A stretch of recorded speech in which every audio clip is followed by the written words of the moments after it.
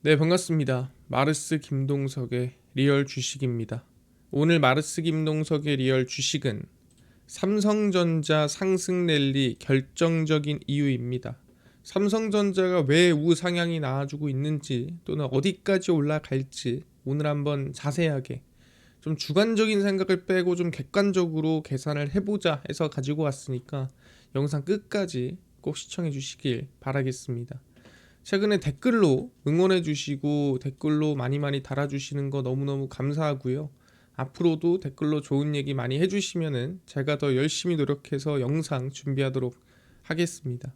그럼 최근에 감사한 마음에 좀 이슈가 되고 있는 로봇 자율주행 시장 전망부터 관련주까지 저희가 총정리한 자료집을 무료로 나눠드리고 있습니다.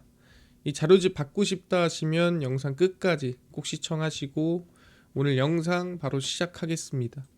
일단 최근에 삼성전자가 정말 오랜만에 9만원을 달성하는 걸 확인을 했습니다. 9만원을 정확히 돌파를 했죠. 그래서 국민주 삼성전자가 장중 9만원을 돌파를 했고 삼성전자와 함께 반도체주를 이끄는 SK하이닉스도 사상 처음으로 40만 닉스 고지를 달성을 했습니다. 그래서 양사가 오픈 AI가 전략적 파트너십을 체결하면서 투자 심리가 자극됐다라고 하는 거고, 실제 오픈 AI가 한 달에 HBM D램을 90만 개를 가져와라 뭐 이런 식으로 얘기를 했죠. 그래서 이 둘이 합쳐서 생산하는 게 거의 110만 개 이렇게 되는데 90만 개를 가져와라 라고 하면은 거의 뭐 지금 생산하는 거 전부 다 오픈 AI한테 납품해라 이런 똑같은 소리죠. 그러다 보니까 충분히 주가에 대한 긍정적인 흐름을 보여줄 수가 있었고, 그래서 두 회사가 만드는 HBM 등 첨단 반도체를 오픈 AI가 700조 규모의 스타게이트 프로젝트에 사용하겠다라고 얘기를 했죠. 그래서 사실 미국 처음에 이 트럼프 대통령이 당선이 되고 발표한 정책이 스타게이트입니다. 그만큼 중요한 정책인데 거기에 이제 이번에 삼성전자랑 SK하이닉스가 참여하게 되는 흐름이라고 보시면 될 것 같고요.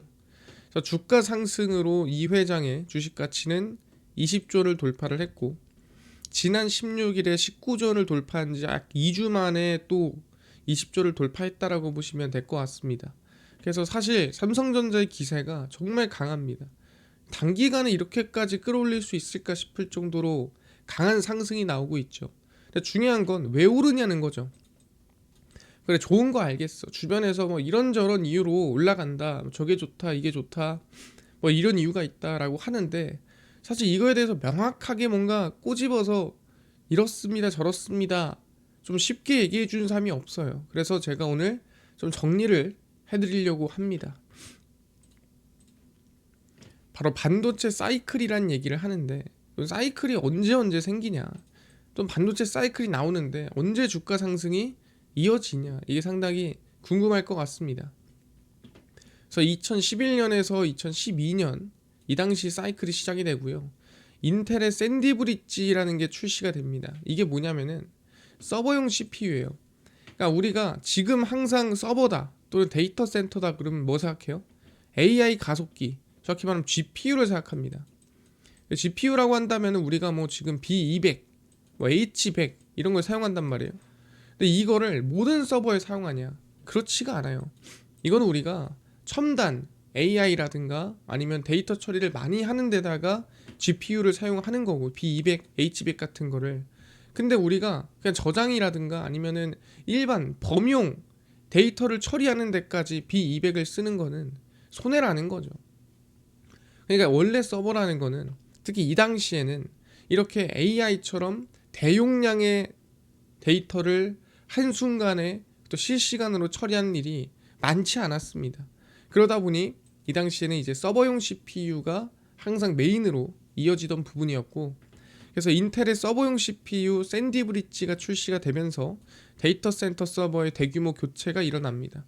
그래서 항상 이 인텔에서 이 서버용 CPU를 출시를 하면은 그때마다 항상 이 교체가 좀 많이 일어났습니다. 왜냐면은 이 서버용 CPU가 업데이트가 될 때마다 우리가 지금 얘기하는 데이터 병목이라든가 아니면 속도라든가 이런 것들이 획기적으로 개선이 되기 때문에 그때마다 바꾸는 거죠.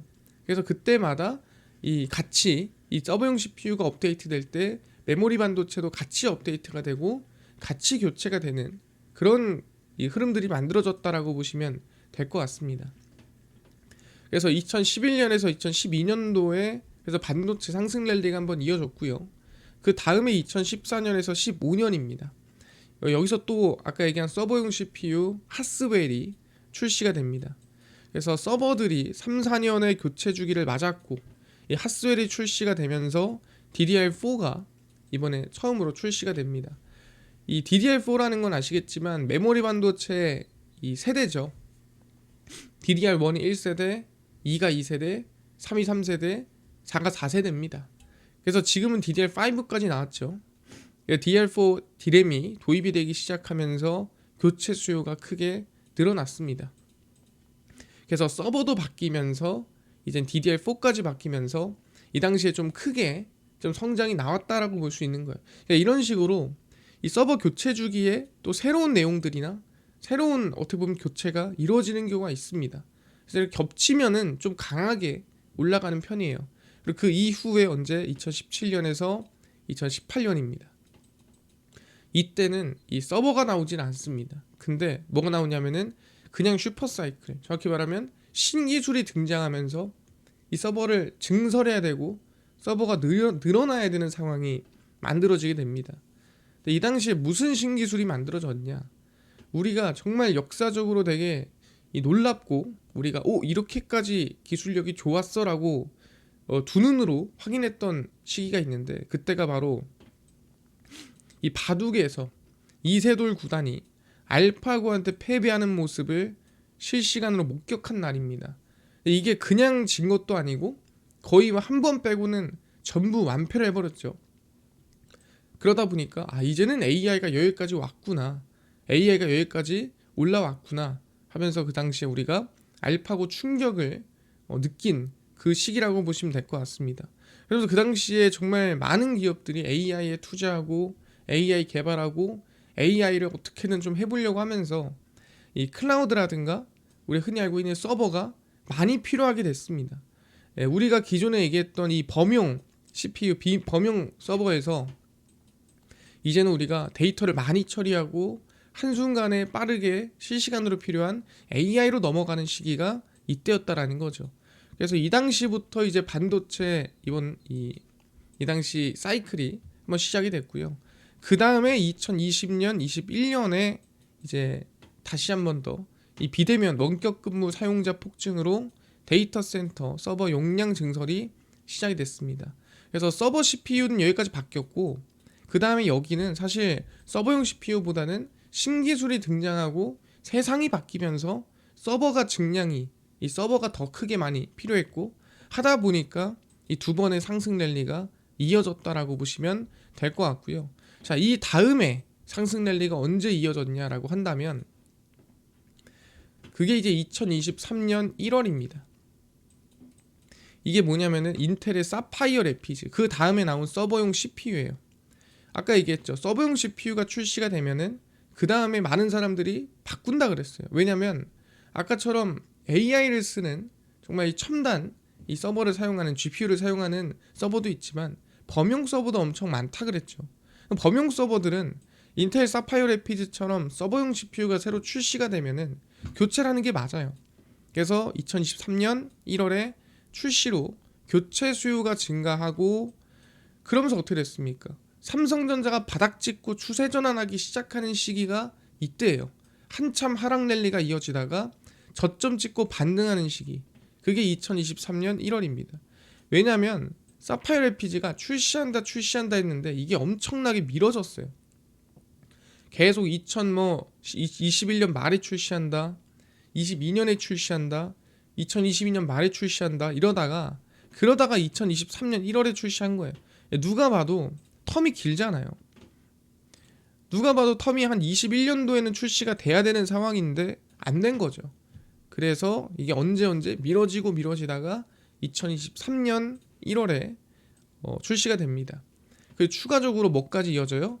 그 다음에 또 두 번째 충격이죠. 우리가 알파고 다음에 충격이 오픈 AI, 챗GPT 충격이 나옵니다. 그러면서 AI 기업들이 크게 상승하고 성장하는 모습을 우리가 확인할 수 있었죠. 그래서 반도체 상승 랠리가 이때 이어집니다. 신기술과 서버가 같이 교체되는 시기가 온 거죠.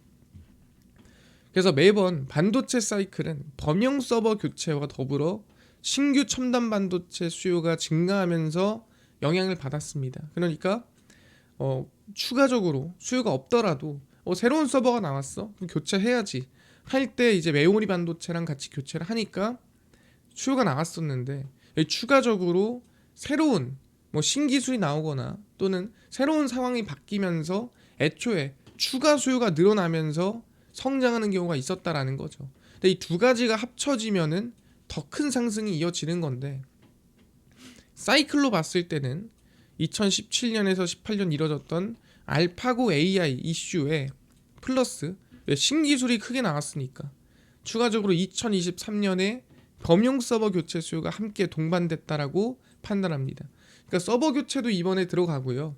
그 다음에 신기술도 들어갑니다. 그러니까 이 두 가지의 사이클이 동시에 이뤄지는 시기가 지금 2025년도라고 볼 수가 있다라는 거죠. 왜 그러냐? 2021년에서 22년에 DDR5 D램을 지원하는 인텔의 신규 CPU 사파이어 래피드 출시가 임박하면서 서버 교체 수요가 크게 증가를 했습니다. 그래서 그 당시에 서버 교체 수요가 크게 증가를 하면서 실질적으로 언제 2023년도 1월에 교체 수요가 됐고, 그러면서 그때부터 반도체가 상승 랠리가 이어졌다라고 볼 수가 있는 거죠. 근데 이번 2024년도에 뭐가 나왔냐면은 그래나이트 래피즈라고 해서 새로운 서버용 CPU가 2024년도 9월에 나왔습니다. 그러다 보니까 뭐예요? 서버 교체 수요가 시작이 됐고, 거기에 추가적으로 아까 전에 얘기했던 신기술 AI라든가 데이터 센터 수요가 증가하면서 그 관련 기업들이 성장이 시작됐다라고 볼 수가 있다라는 거죠. 이해가 됐습니다. 그래서 2025년 현재 반도체 구간이에요. 그럼 지금은 어디에 있는 구간이냐? 시에라 포레스트가 2024년 6월 4일에 출시가 됐고요. 이게 서버용 CPU예요. 아까 얘기했던 사파이어 래피즈 다음, 그 다음에 그래나이트 래피즈가 2024년 9월 24일에 출시가 되면서 서버 교체 수요가 천천히 증가를 했습니다. 그럼 이때부터 상승 랠리가 시작됐어야 되잖아요. 근데 아닙니다.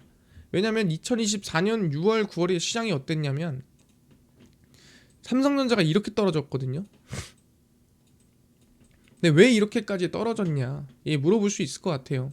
그 당시에 떨어졌던 이유는 2024년 중순에 중국에 우리가 창신 메모리라고 하죠. 거기서 DDR4 메모리를 우리가 대량 생산하겠다, 저렴한 가격에 대량 생산하겠다라고 발표를 하면서 전체적인 메모리 반도체 가격이 급락을 했습니다. 그러면서 당연히 삼성전자, SK하이닉스 전체적으로 거의 폭락을 했죠. 근데 2025년 들어가서 중국이 뭐라고 했냐? 야, 우리 범용 메모리 반도체 안 만들고 바로 첨단으로 넘어가겠다. 바로 DDR5, 바로 HBM 넘어갈 거야 라고 얘기를 하면서 범용 메모리 이 중단 발표를 합니다. 그러면서 어떻게 됐냐면 원래는 수요 우위였습니다.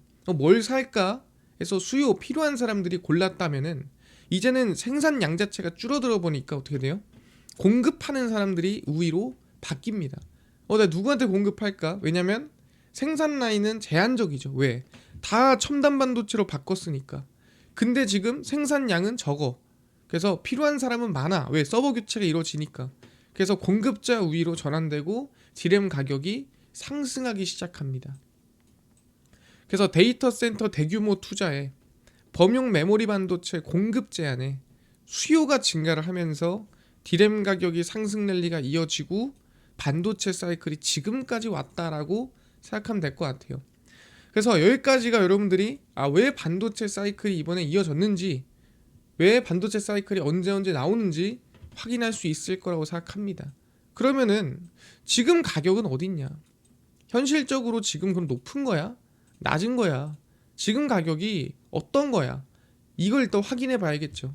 그래서 객관적으로 삼성전자에 대한 이 구간, 가격에 대한 한번 이 고평가 저평가를 확인해 보려고 합니다. 그래서 현재 삼성전자의 객관적인 위치가 어디냐? 삼성전자 반도체 사이클 이후 항상 상승 기간이 평균적으로 한 1년 6개월 정도 됐습니다. 근데 지금 상승한 지 얼마 됐냐? 한 6개월 정도 됐어요. 그러면은 이 평균 기간으로 봤을 때는 한 1년 정도는 남지 않았나 라고 우리가 좀 열어둘 수 있는 거죠. 조금 더 올라가거나 우상향할 수 있는 시간이. 그리고 전년 영업이익 대비 평균, 그러니까 전년 영업이익이 나오고 그 다음 년도에 주가가 어디까지 올라갔냐. 평균 고점이 영업이익 대비 15배까지 올라갔습니다. 오케이, 알겠어. 근데 당의 실적이 좋아서 올라갔을 수도 있잖아. 그럼 당의 영업이익 대비 평균 고점은 얼마냐면 그것도 15배쯤이었습니다. 그래서 보통 전년이나 당의 영업이익 대비해서 한 15배까지는 상승이 나오더라 라고 우리가 확인했는데, 그러니까 사이클이 나올 때를 기준으로 얘기하는 거예요. 항상 고점이 아니라 사이클을 타고 올라갈 때, 사이클을 타고 올라와서 딱 고점을 찍을 때. 2025년 추정치로 계산을 해봐도, 또는 2024년치로 계산을 해봐도 한 현재 구간이 15배쯤 돼요. 그러니까 지금이 그래도 꽤나 고가 구간은 맞다라고 얘기를 하는 거죠. 근데 여기서 중요한 게 뭐냐면 2026년 영업이익 전망치, 그러니까 지금 2026년에 벌 걸로 예상되는 수치로 계산을 해봐서 최대 15배 수준으로 한번 확인을 해보면 지금부터 얼마 나오냐? 1000조가 나옵니다. 지금 현재 시총이 얼마죠? 한 520조쯤 되죠. 520조쯤 되는데 2026년 영업이익 전망치로 계산을 하면 한 1000조쯤 나와요. 그럼 지금부터 2배거든요. 그래서 2026년 영업이익 전망치 만약 10배 수준으로 해도 한 700조쯤 나옵니다. 그래서 제가 여기서 하고 싶은 얘기는 뭐냐면 2025년 실적 추이로는 사실 고가 부분이 맞다라고 보는 게 맞아요. 근데 2026년 실적 전망만큼 만약에 성장이 진짜 나온다, 그때만큼 실적이 좋게 나온다, 그러면 내년이 조금 더 긍정적일 수도 있다라고 저는 보고 있는 겁니다. 그러니까 급하게 뭐 지금 쭉 가냐 안 가냐 이런 느낌보다는 길게 봤을 때를 얘기하는 거고, 그래서 말씀드리는 게 뭐냐면 결론입니다. 평균 반도체 상승 사이클은 1년 6개월로 아직 1년 정도 남은 상태입니다. 그리고 삼성전자는 현재 2025년 영업이익 추이로 고가 부근이 맞아요. 근데 2026년 영업이익 추이가 크게 증가하기 때문에 올해 이게 선반영이 얼마나 되냐, 이게 중요할 것 같아요. 그래서 올해 2025년 영업이익에서 26년 영업이익의 선반영을 얼마나 받느냐에 따라서 이게 10만 전자를 얼마나 돌파를 하냐 아니면 못하냐, 이게 결정될 것 같다라고 생각을 합니다. 하지만 뭐다? 2026년도는 저희는 오히려 전망치대로 나온다면은 올해보다 내년이 더 좀 긍정적인 흐름이 나올 수 있는 신고가 영역으로 들어갈 수 있을 것 같다라고 생각을 합니다. 이거는 왜냐, 실적 영향이 크기 때문에 얘기를 하는 거예요. 그래서 2025년 눌림목이 나온다면 그건 기회죠. 그래서 2026년 실적 체크하면서 우상향 잡는 게 중요하고요. 만약에 흔들린다면, 만약에 삼성전자가 조금 밀리거나 하락한다면 그게 언제일까라고 한다면 그거는 전 11월일 것 같다라고 생각이 듭니다. 왜? 제가 얘기했지만 11월에 삼성생명의 이 회계 기준이 바뀔 수 있다라고 말씀드렸죠. 그래서 회계 기준이 바뀌는 시기, 그 당시에 회계 기준원에서 발표하는 시기에 따라서 흔들릴 수 있습니다. 그래서 혹시 삼성전자를 못 샀거나 또는 앞으로 삼성전자가 언제쯤 흔들렸다가 다시 출발을 준비할까라고 생각한다면 이때를 조금 우리가 조심해야 된다라고 생각하고요. 그래도 2026년도는 조금 더 긍정적인 흐름이 나올 수 있지 않을까 기대를 해보도록 하겠습니다. 이해가 됐습니다. 그래서 전 여러분들이 삼성전자가 좀 근본적으로 왜 올라가는지를 좀 이해했으면 좋겠다 생각했고요. 반도체 사이클에 대한 좀 이해도가 좀 있었으면 좋겠다라고 생각했습니다. 그리고 지금 삼성전자를 객관적으로 계산해 봤을 때 그냥 무지성으로 어디까지 가야지 이게 아니라 지금이 어느 수준인지 확인하고 앞으로 어디까지 오를 수 있을지 한번 계산해보는 방향을 좀 가졌으면 좋겠다 생각을 했습니다. 그래서 2026년도까지 우리는 실적 체크하면서 대응하면 될 것 같고요. 흔들린다면 아마 11월이 될 것 같다 말씀을 드리겠습니다. 이해가 됐습니다. 이뿐만 아니라 아까 전에 로봇 자율주행 시장 전망 관련주까지 총정리한 자료집을 아까 무료로 나눠준다고 했는데 혹시 이거 어디서 받을 수 있나요? 또는 당일 급등이 예상되는 단타 종목을 매일 무료로 나눠주시고 장 시작 전에 급등이 예상되는 뉴스라든가 시황이라든가 이거 무료로 좀 나눠주시고, 그 다음에 테마주라든가 저희 매매법까지 좀 무료로 좀 나눠주세요 하시는 분들이 있어서 김동석 대표가 100% 무료로 나눠드리고 있습니다. 바로 어디서? 김동석의 리얼 주식 연구소라는 100% 무료 어플에서 나눠드리고 있고요. 이 어플은 내가 아이폰을 씁니다. 앱스토어에서 무료로 설치 가능하고, 갤럭시를 씁니다. 구글 플레이, 플레이스토어에서 무료로 설치 가능하고, 아니 무료로 설치하면은 혹시 뭐 전화번호나 개인정보 같은 거 입력해야 되나요? 아무것도 입력 안 해도 됩니다. 할 데도 없고요. 사실 받아봤자 쓸 데도 없어요. 그래서 안 받고요.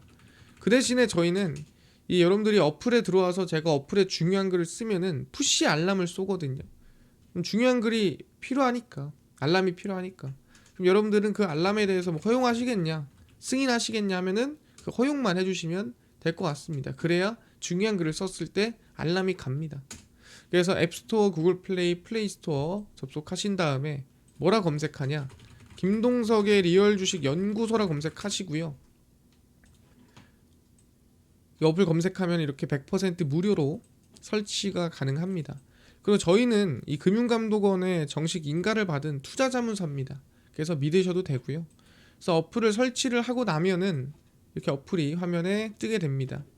당일 리얼 추천주가 당일 급등 예상 종목을 무료로 알려드리고, 급비 분석이 장 시작 전 시황, 그 다음에 급비 자료가 테마주라든가 매매법 무료로 나눠드리고요.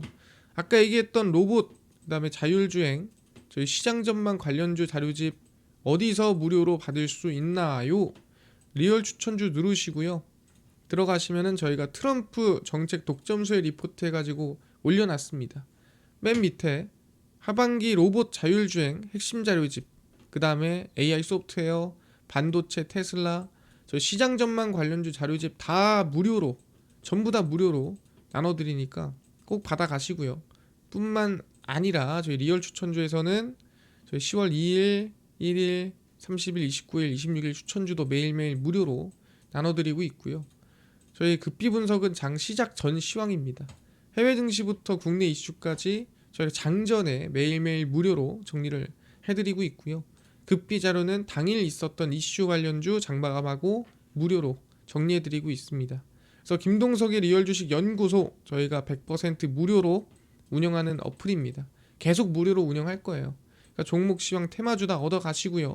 뿐만 아니라 저희 마르스 김동석의 리얼 주식 유튜브 여러분들의 관심과 사랑으로 성장하고 있습니다. 댓글 꼭 많이 달아주시고요. 그 다음에 유튜브 구독 꼭 부탁드리면서 오늘 영상 여기서 마치고 다음번에 더 좋은 영상으로 찾아뵙도록 하겠습니다. 감사합니다.